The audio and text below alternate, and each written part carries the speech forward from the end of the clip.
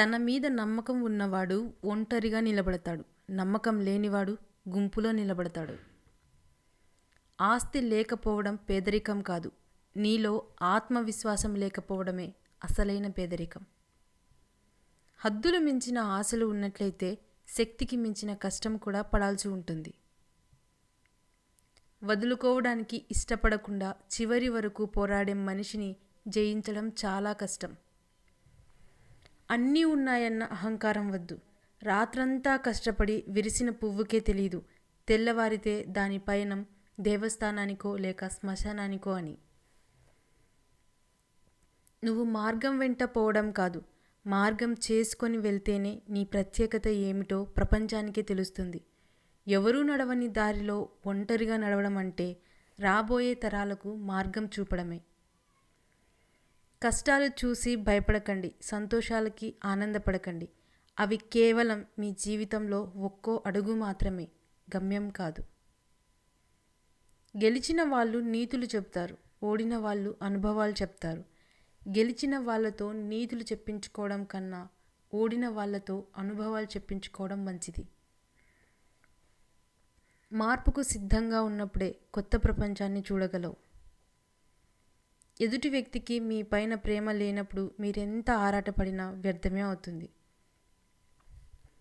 ఎవరికో బానిసలా కాకుండా నువ్వే యజమానిలా పంచే, బాధ్యత తీసుకొని నిర్విరామంగా పంచే. అది నిజంగా నిన్ను యజమానిని చేస్తుంది. టైం ఉన్నప్పుడు కుటుంబంతో గడపడం కాదు, టైం కుదుర్చుకొని కుటుంబంతో గడపండి. నీళ్లు నిశ్చలంగా ఉన్నప్పుడే ప్రతిబింబాన్ని చూడగలం. అలాగే మన మనస్సు నిర్మలంగా ఉన్నప్పుడే ఎదుటి వారిలో మంచిని చూడగలం. ఒక మంచి పుస్తకం, ఒక మంచి మనిషి అంత తొందరగా అర్థం కారు, లోతుగా చదవాల్సిందే. ఏం జరిగినా నిరాశ చెందకండి, ఎందుకంటే కొన్ని పరిస్థితులు తెలియకుండానే మీకు మేలు చేస్తాయి. మీసం వచ్చిన ప్రతివాడు మగాడు కాదు. వచ్చిన తర్వాత తల్లిదండ్రులను ఆస్తి ఆశించకుండా కష్టపడేవాడే అసలైన మగాడు. మనల్ని మనం ప్రశ్నించుకోగలిగితే మనకు ఒక్కసారైనా జీవితంలో మనం ఏం చేస్తున్నాం, ఏం చేయాలి అనే సమాధానం ఖచ్చితంగా దొరుకుతుంది. ప్రతీకారం అనేది చీడపురుగు లాంటిది. అది మెదడును తొలిచివేస్తుంది, మనిషిలోని ఆలోచన శక్తిని హరించి వేస్తుంది. అందుకే ప్రతీకార ధోరణి వీడండి, మనశ్శాంతిగా ఉండండి.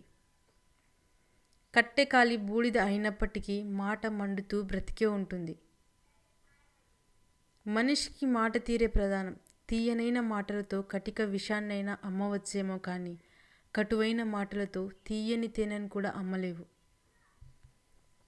మూర్ఖులతో వాదించే కన్నా వారు చెప్పింది విని నమ్మినట్లు నటించి మౌనంగా తప్పుకుంటే మంచిది. నడుచుకుంటూ వెళ్తే మార్గం తెలుస్తుంది. కన్నీళ్లను తుడుచుకుంటూ వెళ్తే లైఫ్ అంటే ఏంటో తెలుస్తుంది. తొందరపడి కళ్ళతో చూసి నోటితో మాట్లాడే వాళ్ళకి ఆవేశం ఎక్కువ. మాట్లాడకుండా మనసుతో చూసి మౌనంగా ఉండే వాళ్ళకి ఆలోచన ఎక్కువ. దురలవాట్లు అనేవి మొదట్లో సాలెగూడు లాంటివి, తర్వాత అవి ఇనుప గొలుసులై మిమ్మల్ని బంధించేస్తాయి. ప్రశాంతంగా జీవించాలనుకుంటే ఎదుటివారు మారాలని ఆశించకండి, మార్చాలని ప్రయత్నించకండి. కాళ్ళకు ఏమీ గుచ్చుకోకుండా ఉండాలంటే మనమే చెప్పులు వేసుకోవాలి.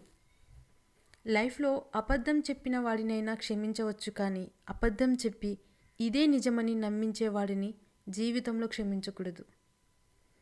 ఎప్పుడు అబద్ధాలు చెప్పేవాడికి దేవుడు వేసే అతిపెద్ద శిక్ష వాడు నిజం చెప్పినా ఎవరూ నమ్మకపోవడం. పడిపోతే పైకి లేపేందుకు ఎవరూ లేరని గ్రహించిన వాడు వేసే ప్రతి అడుగు ఆలోచించే వేస్తాడు. నీ కోరికలు తీర్చేవాళ్ళు కాదు, నీ కోపాన్ని భరించేవాళ్లే నిజంగా నిన్ను ప్రేమించేవాళ్ళు. మనం తప్పు చేసినప్పుడు సరిదిద్దాల్సిన అవసరం ఉండి కూడా మనల్ని ప్రశ్నించడం లేదంటే మనపై గాఢమైన ప్రేమైనా ఉండి ఉండాలి, లేదా మనం పతనం అవ్వడం వారి ఆలోచన అయి ఉండాలి. మన జననం ఓ సాధారణమైనదే కావచ్చు, కానీ మన మరణం మాత్రం ఓ చరిత్రను సృష్టించేదిగా ఉండాలి.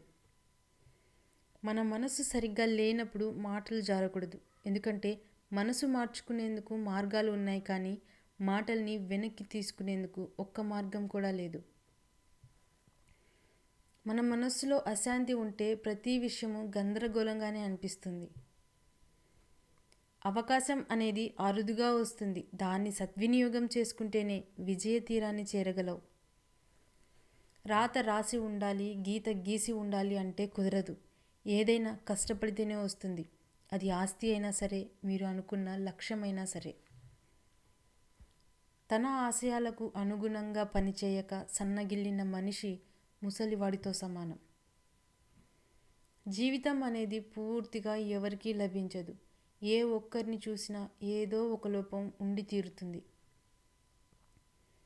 ఈ సొసైటీలో పరిస్థితులను తట్టుకొని నిలబడిన వాళ్ళకంటే తప్పించుకుని తిరుగుతున్న వాళ్ళే ఎక్కువ ఉన్నారు. నువ్వు చేసే ప్రతి పనికి నువ్వే బాధ్యత వహించాల్సి ఉంటుంది. అది మంచి అయినా చెడు అయినా. మీ పని మీరు చేసుకుంటూ ఉన్నా కానీ మిమ్మల్ని బాధించేవారు, విమర్శించేవారు ఉంటారు. కానీ మీరు ఒక మాట గుర్తుపెట్టుకోవాలి. ఆటలో గోల చేసేది ప్రేక్షకులే కానీ ఆటగాళ్ళు కాదని. ఈ లోకంలో మనిషికి మాత్రమే ప్రమాదకరమైన మానసిక రోగం ఓర్వలేనితనం. తనకు లేదని ఉన్న వాళ్ళని చూసి ఏడ్చేవాడికి ఎన్ని ఉన్నా వాడు నిత్య దరిద్రుడే. చిన్న చిన్న మాటల్లో ఆనందాన్ని వెతకడం అలవాటు చేసుకోండి. ఎందుకంటే పెద్ద పెద్ద మాటలు లైఫ్లో చాలా అరుదుగా చోటు చేసుకుంటాయి.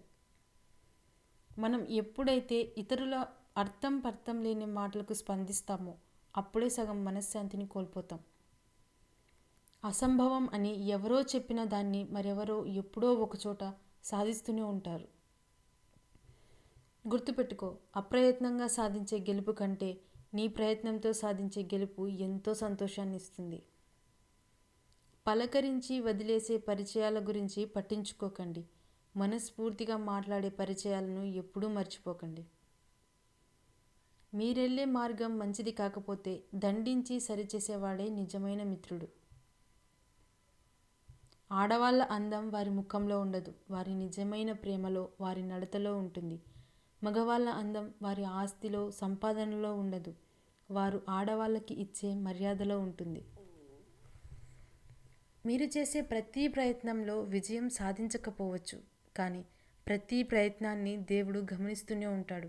ఏదో ఒకరోజు మంచి ఫలితాన్ని ఇస్తాడు. గతాన్ని చూసి ఎవరిని తక్కువగా అంచనా వేయకూడదు. ఎందుకంటే మన దగ్గర నేర్చుకున్నవాడే రేపు మనకే నేర్పే స్థాయికి ఎదగవచ్చు. మీ జీవితాన్ని ఎవరితోనూ పోల్చుకోకండి. సూర్యుడు, చంద్రుడు పూర్తిగా వేరు. ఎవరి టైం వచ్చినప్పుడు వారు ప్రకాశిస్తారు. ఎవరి విలువ వారిదే.